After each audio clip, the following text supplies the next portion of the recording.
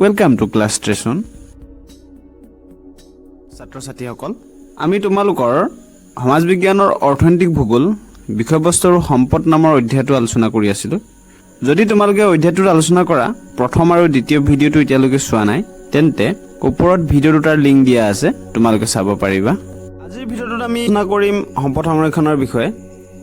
সম্পদ সংৰক্ষণৰ ওপৰত আলোচনা কৰিবলৈ যাওঁতে আমি জানিব লাগিব সম্পদ সংৰক্ষণৰ অৰ্থ আৰু ইয়াৰ প্ৰয়োজনীয়তা, সম্পদ সংৰক্ষণৰ বিভিন্ন ব্যৱস্থাসমূহ বা সম্পদ সংৰক্ষণৰ বিভিন্ন পদ্ধতিসমূহৰ বিষয়ে। আমি প্ৰথমতে আলোচনা কৰোঁ সম্পদ সংৰক্ষণ তথা ইয়াৰ প্ৰয়োজনীয়তাসমূহৰ বিষয়ে। পৃথিৱীৰ সকলো ঠাইতে প্ৰাকৃতিক সম্পদসমূহ সমানে পোৱা নাযায়। ইয়াৰে বহু প্ৰাকৃতিক সম্পদ আকৌ অনবীকৰণযোগ্য বা ক্ষয়শীল তথা সীমিত।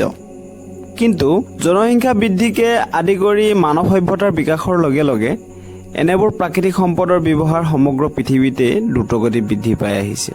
আমেৰিকা, কানাডা, জাপান, ইংলেণ্ড আদি দেশবোৰ যদিও চীন ভাৰতৰ দৰে জনবহুল নহয়, তথাপিতো এইবোৰ দেশত প্ৰাকৃতিক সম্পদৰ ব্যৱহাৰ অত্যাধিক। উল্লেখযোগ্য যে এই দেশবোৰে অৰ্থনৈতিক উন্নয়নত সমগ্ৰ বিশ্বতে শীৰ্ষস্থান লাভ কৰিবলৈ সক্ষম হোৱাৰ মূলতেই হৈছে খনিজ সম্পদকে আদি কৰি অন্যান্য প্ৰাকৃতিক সম্পদৰাজিক অধিক মাত্ৰাত ব্যৱহাৰ। উন্নত দেশবোৰত উচ্চ মাত্ৰাত হোৱা প্ৰাকৃতিক সম্পদৰ ব্যৱহাৰ আৰু উন্নয়নশীল দেশবোৰত জনবিস্ফোৰণৰ ফলত বৃদ্ধি হোৱা প্ৰাকৃতিক সম্পদৰ ব্যৱহাৰে সমগ্ৰ বিশ্বজুৰি বহু প্ৰাকৃতিক সম্পদ, বিশেষকৈ লাগতিয়াল অনবীকৰণযোগ্য সম্পদ নিঃশেষ হৈ যোৱা এক ভয়াৱহ ইংগিত দিছে।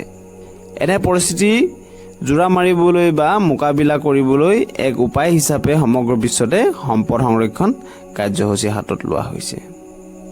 এতিয়া সম্পদ সংৰক্ষণ মানেনো কি? সাধাৰণতে কোনো ধৰণৰ বিনাশ বা অপব্যৱহাৰ নোহোৱাকৈ সম্পদৰ সাম্ভাৱ্য পূৰ্ণ ব্যৱহাৰ কৰা কাৰ্য তথা ধাৰণাকে সম্পদ সংৰক্ষণ বুলি কোৱা হয়। অৰ্থাৎ সম্পদ সংৰক্ষণৰ মূল উদ্দেশ্য হ'ল আমি প্ৰকৃতিৰ পৰা আমাৰ প্ৰয়োজনীয় সম্পদবোৰ এনেদৰে আহৰণ কৰি ব্যৱহাৰ কৰিব লাগিব যাতে ইয়াৰ দ্বাৰা আমি সকলোৱে বহু সময় ধৰি উপকৃত হওঁ। সম্পদ সংৰক্ষণ অনবীকৰণযোগ্য সম্পদৰ লগত বেছিকৈ জড়িত যদিও সকলোবোৰ সম্পদ আমি সংৰক্ষণ কৰাটো অতিকৈ দৰকাৰী। মানুহৰ ব্যক্তিগত স্বাৰ্থ পূৰণৰ বাবে অত্যাধিক মাত্ৰাত কিছুমান সম্পদক ব্যৱহাৰৰ ফলত নাইবা কিছুমান প্ৰাকৃতিক কাৰণত বহুতো আপুৰুগীয়া সম্পদ পৃথিৱীৰ পৰা বিলুপ্তি ঘটিছে আৰু কিছুমান এতিয়া বিলুপ্তি গৰাহত আছে। ইয়াৰ উদাহৰণ হিচাপে আমি গছ গছনি অৰ্থাৎ অৰণ্য কথাকে ক'ব পাৰোঁ। অৰণ্যসমূহ বিভিন্ন কাৰণত ধ্বংস হোৱাৰ ফলত নানা প্ৰজাতিৰ বহু আপুৰুগীয়া জীৱ জন্তু, গছ গছনি, চৰাই চিৰিকটি আদিবোৰ পৃথিৱীৰ পৰা বিলুপ্তি ঘটিছে আৰু আন এনে কিছুমান এতিয়া বিলুপ্তি গৰাহত আছে, যিটো অতি দুৰ্ভাগ্যজনক। সমগ্ৰ বিশ্বজুৰি কিছুমান আপুৰুগীয়া জৈৱিক সম্পদ যেনে বাঘ, হাতী, গড়, ভালুক, ডলফিন আদি সংৰক্ষণৰ বহু আঁচনি বা প্ৰকল্প হাতত লোৱা হৈছে। আমাৰ অসমৰ হাবিৰ পৰাও কেইবাবিধো মূল্যৱান উদ্ভিদ যেনে সৰ্পগন্ধা, ছালকুঁৱৰী, কালমেঘ, অৰ্জুন, অগৰু, চিৰতা, শতমূল আদি প্ৰায় নোহোৱা হ'ব ধৰিছে। ঠিক তেনেদৰে কেইবাবিধো প্ৰাণী যেনে সোণালী বান্দৰ, হলৌ বান্দৰ, বনৰীয়া মহ, নল গাহৰি, দেওহাঁহ, ধনেশ পক্ষী আদিও লাহে লাহে কমি আহিব ধৰিছে। তোমালোকৰ বহুতৰ মনত আছেই চাগে 2019 চনৰ আগষ্ট মাহত পৃথিৱীৰ অন্যতম বৃহত্তম বৰ্ষাৰণ্য এমাজন ৰেইন ফৰেষ্টত জুই লাগিছিল। এমাজন ৰেইন ফৰেষ্ট ক'ত আছে তোমালোকে নিশ্চয় জানা। এমাজন ৰেইন ফৰেষ্টৰ মূল অংশটো আছে ব্ৰাজিলত। এতিয়া এমাজন ৰেইন ফৰেষ্টত জুই লগাৰ কাৰণে এমাজন ৰেইন ফৰেষ্টত প্ৰায় 2.3 মিলিয়ন জীৱ জন্তু অৰ্থাৎ প্ৰায় 23 লাখ জীৱ জন্তু আমি হেৰুৱালোঁ আৰু প্ৰায় 7,000 স্কুৱেৰ মাইলছ অৰণ্য জুইয়ে পুৰি ছাই কৰি পেলাইছিল, যিটো অতিকৈ দুৰ্ভাগ্যজনক।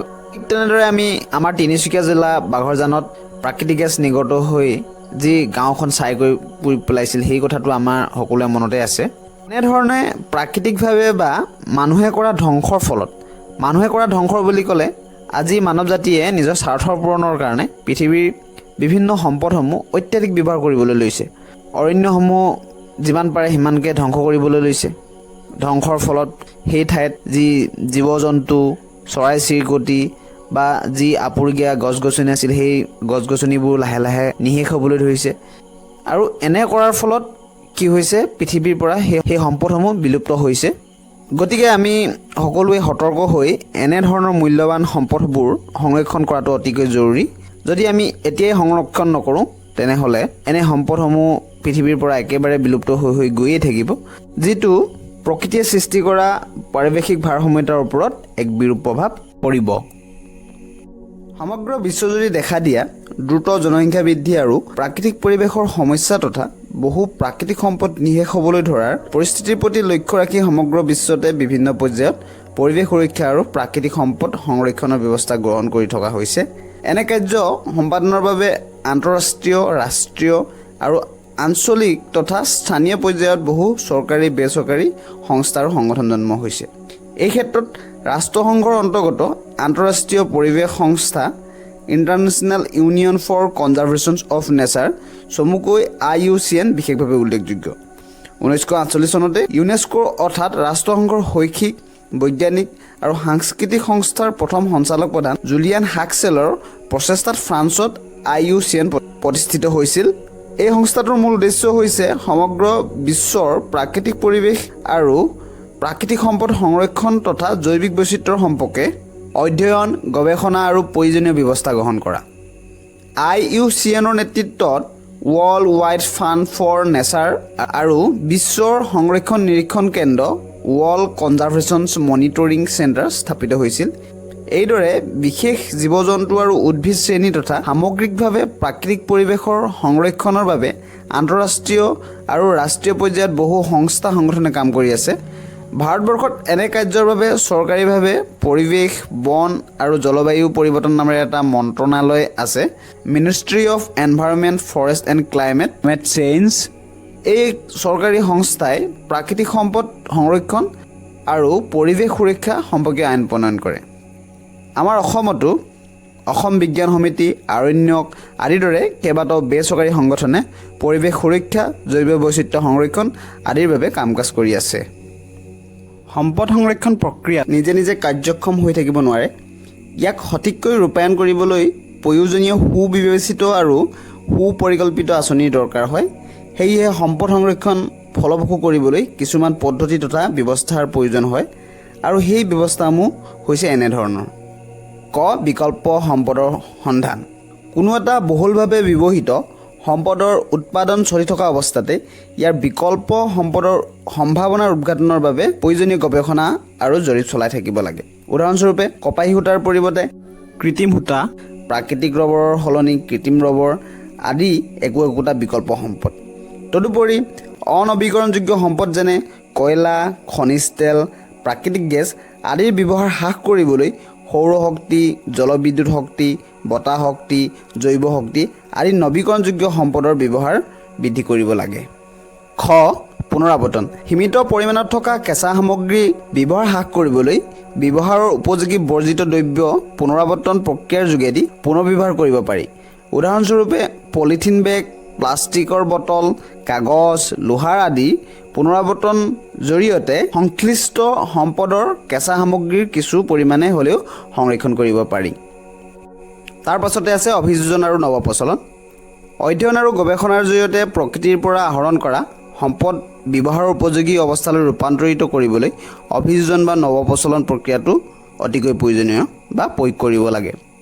ৰাসায়নিক সাৰ আৰু ৰাসায়নিক কীটনাশক আদি প্ৰয়োগৰ দ্বাৰাই মাটিত হ'ব পৰা ঋণাত্মক প্ৰভাৱ ৰোধ কৰিবলৈ জৈৱ সাৰ, জৈৱ কীটনাশক আদি প্ৰয়োগত বেছি গুৰুত্ব প্ৰদান কৰিব লাগে। বৰ্জিত দ্ৰব্যৰ পৰিমাণ হ্ৰাস। কেঁচা সামগ্ৰীৰ পৰা প্ৰয়োজনীয় সম্পদলৈ ৰূপান্তৰ কৰোঁতে বৰ্জিত দ্ৰব্যৰ উৎপাদন সীমিত কৰি ৰখাৰ উপৰিও সেইবোৰৰ পুনৰাৱৰ্তন নাইবা পুনৰ্ব্যৱহাৰ ব্যৱস্থা কৰিলেহে যথেষ্ট পৰিমাণে সম্পদ সংৰক্ষণ হ'ব পাৰে। উদাহৰণস্বৰূপে গছ কাটি কাঠৰ সামগ্ৰী তৈয়াৰ কৰোঁতে সমান্তৰালভাৱে পেলনীয়া কাঠেৰে প্ৰস্তুত কৰিব পৰা আন লঘু বা কুটীৰ উদ্যোগৰ ব্যৱস্থা কৰিলে প্ৰাকৃতিক সম্পদৰ অপব্যৱহাৰ হ্ৰাস হ'ব। জ্ঞান আৰু শিক্ষাৰ সম্প্ৰসাৰণ। সম্পদৰ উৎপাদন আৰু ব্যৱহাৰ কাৰ্য সুচাৰুৰূপে পৰিচালনা কৰাৰ বাবে জ্ঞান আৰু শিক্ষাৰ সম্প্ৰসাৰণ অতি প্ৰয়োজন। সম্পদৰ অযথা অপচয় ৰোধৰ বাবে জনসাধাৰণৰ মাজত সচেতনতা বৃদ্ধি কৰিব লাগে। সংৰক্ষণ সম্পৰ্কীয় আইন কাৰ্যকৰীকৰণ। সম্পদৰ সংৰক্ষণ কাৰ্যকৰীকৰণৰ বাবে সংৰক্ষণ সম্পৰ্কীয় আইন ব্যৱস্থা কটকটীয়া আৰু সুনিশ্চিত হ'ব লাগে আৰু ইয়াক সঠিকভাৱে ৰূপায়ণ হ'ব লাগে। সম্পদৰ ভঁৰালৰ সঠিক মূল্যায়ন। সম্পদ ব্যৱহাৰৰ ভৱিষ্যত পৰিকল্পনাৰ বাবে কোনো সম্পদৰ সঞ্চিত পৰিমাণ সঠিকভাৱে মূল্যায়ন কৰিব লাগে। ইয়াৰ জৰিয়তে অপ্ৰয়োজনীয় ব্যৱহাৰ নিয়ন্ত্ৰণ কৰিব লাগে। বিকল্প সম্পদৰ সন্ধানতো গুৰুত্ব প্ৰদান কৰিব লাগে। শেষত আছে সম্পদসমূহৰ ভৱিষ্যত প্ৰয়োজন নিৰ্ধাৰণ। সম্পদ এটাৰ বৰ্তমান ব্যৱহাৰৰ মান আৰু জনসংখ্যা বৃদ্ধিৰ প্ৰতি লক্ষ্য ৰাখি ভৱিষ্যতৰ প্ৰয়োজনীয়তা নিৰ্ণয় কৰাটো অতি দৰকাৰ। ইয়াৰ দ্বাৰাই সম্পদৰ অযথা ব্যৱহাৰ তথা অপচয় ৰোধ কৰিব পাৰি আৰু বিকল্প সম্পদৰ উদ্ঘাটন দ্ৰুততা আনিব পাৰি। ছাত্ৰ ছাত্ৰীসকল, আজিৰ এই ভিডিঅ'টোতে তোমালোকৰ পাঠ্যপুথিৰ অৰ্থনৈতিক ভূগোল বিষয়বস্তু আৰু সম্পদ নামৰ অধ্যায়টো শেষ কৰিছোঁ। আলোচনাবোৰত যদি কিবা ভুল বা নুবুজা ৰৈ গৈছে তেন্তে তলৰ কমেণ্ট বক্সত জনাবা আৰু পাঠটোৰ প্ৰশ্নবোৰৰ উত্তৰ পাবলৈ তলৰ ডেছক্ৰিপশ্যনত কণ্টেক্ট ডিটেইলছ দিয়া আছে, যোগাযোগ কৰিব পাৰা। ইয়াৰ পাছতে আমি তোমালোকৰ পাঠ্যপুথিৰ পৰিৱেশ আৰু পৰিৱেশৰ সমস্যা নামৰ অধ্যায়টি আলোচনা কৰিম। আমাৰ ভিডিঅ'বোৰ পাই থাকিবলৈ তোমালোকে আমাৰ ইউটিউব চেনেল ক্লাছ ষ্টেচনৰ সৈতে জড়িত হৈ থাকিবা। ভিডিঅ'টো চোৱাৰ বাবে অশেষ ধন্যবাদ থাকিল।